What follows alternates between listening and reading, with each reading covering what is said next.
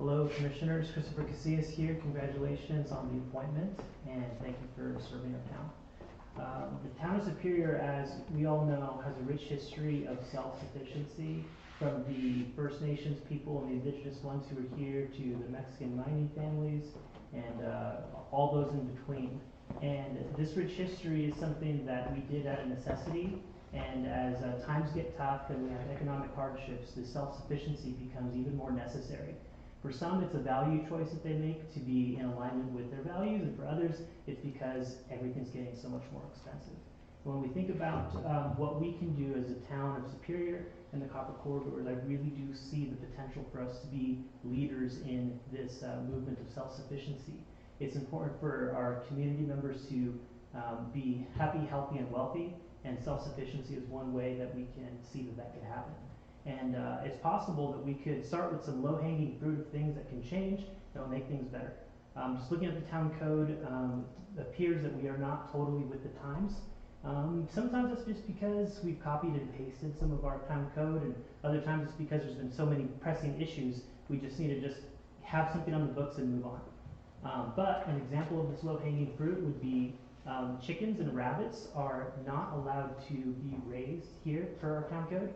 And Scottsdale, Chandler, Gilbert, Mesa, they all allow for that. Phoenix, they all allow for that. And it makes sense that they would, and I would hope that we can do the same. So I'm not here to do anything more than share that concern. Also a concern from another citizen who wasn't able to make it here. Her name is Tammy Gorsuch. She asked me to read what I'm about to read now. Okay, so she says, Tammy Gorsuch, unlike dogs and cats, properly cared for rabbits produce byproducts that are useful to gardens and are quiet. They do not bark at passing cars. They do not chase people who are taking a walk. They will not crap in the neighbor's yard. You do not need a rooster for eggs. Chickens with their wings clipped stay in their own yard and do not bark at all hours of the day and night. They will sing an egg song when somebody lays an egg, but that is usually in the middle of the day, and then they shut up.